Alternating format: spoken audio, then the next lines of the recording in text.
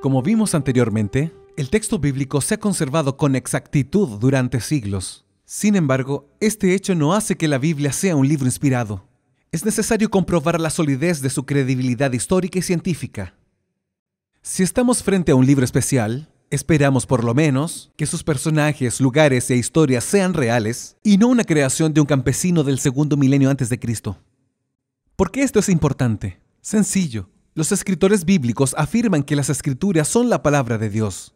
Esto es muy serio, y no hay término medio. Como destacó el famoso escritor y ex-ateo C.S. Lewis, ¿o la Biblia es el mayor engaño de todos los tiempos? ¿Fruto de farsantes enfermos mentales? ¿O es en verdad la palabra de Dios? Esto nos demanda una postura. No podemos tropezar con el asunto, ponernos en pie y fingir que nada ha pasado. Los años 90 estuvieron marcados por grandes estudiosos norteamericanos y europeos, fuertemente influenciados por una visión liberal y despreciativa de las escrituras. Niels Peter Lemche, Philip Davis y Thomas Thompson son solo algunos de los académicos llamados minimalistas, los que dan poquísimo valor histórico al texto bíblico. Philip Davis, de la Universidad de Sheffield, Inglaterra, ha dicho que el Antiguo Testamento debe haber sido escrito alrededor del periodo griego, tercer y cuarto siglo antes de Cristo, o del periodo romano, primer y segundo siglo antes de Cristo. No es en vano que incluso William Dever, uno de los principales arqueólogos de hoy, está luchando en contra de esta actitud displicente de estos estudiosos. Y él no tiene ninguna motivación religiosa para desafiar a esos investigadores porque es agnóstico. Se hicieron varios descubrimientos arqueológicos relacionados con la Biblia. Se estima que aproximadamente 40 personajes bíblicos tienen su historicidad confirmada por la documentación arqueológica.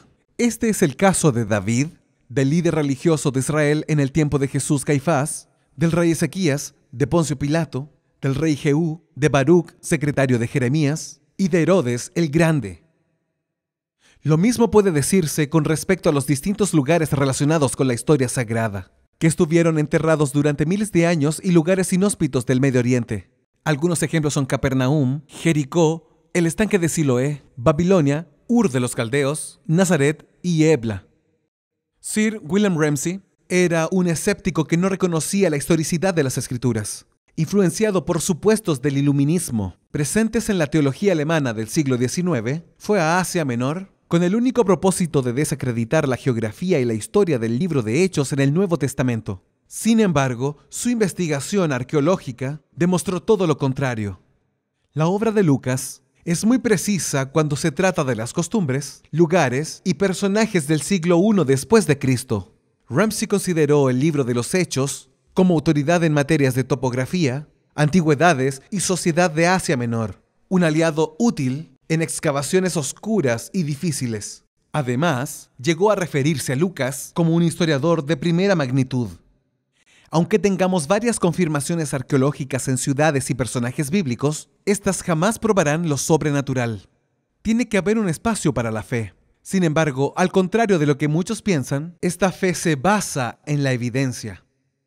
Para muchos, la ciencia y la teología bíblica son áreas excluyentes, pero cuando son debidamente comprendidas, tanto la ciencia experimental como la teología bíblica tienen mucho en común. Prueba de ello es que los primeros grandes científicos considerados como los precursores del método científico eran en su mayoría cristianos devotos. Por ejemplo, Galileo Galilei, Isaac Newton, Johannes Kepler y muchos otros, ¿no? Muchos científicos de hoy también pueden armonizar ciencia y fe.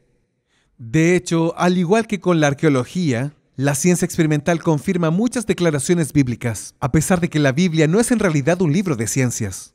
Por ejemplo, la afirmación de que las estrellas son innumerables, en una época en que se pensaba que era solo unos pocos miles.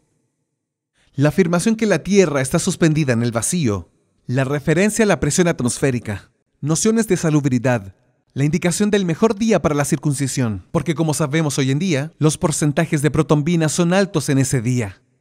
Principios dietéticos actualmente reconocidos y recomendados, y varios otros ejemplos.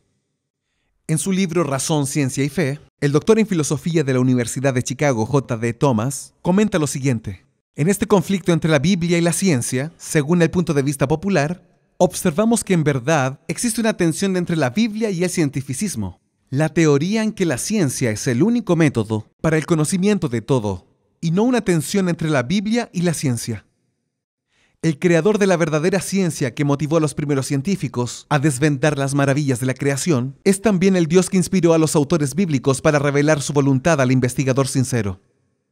Puede ser que el papel lo acepte todo, pero no tenemos por qué aceptarlo todo. Investigue, analice todo, examine las Escrituras y solo entonces tome su decisión. La Biblia es la palabra de Dios escrita. Debemos tener fe en su origen sobrenatural, pero Dios también ha dejado evidencias más que suficientes para llegar a la conclusión de que es un libro único en el que podemos confiar plenamente. Otro argumento a favor de la inspiración se basa en la exactitud de las profecías bíblicas. Este será el tema de nuestro próximo estudio. Nos vemos.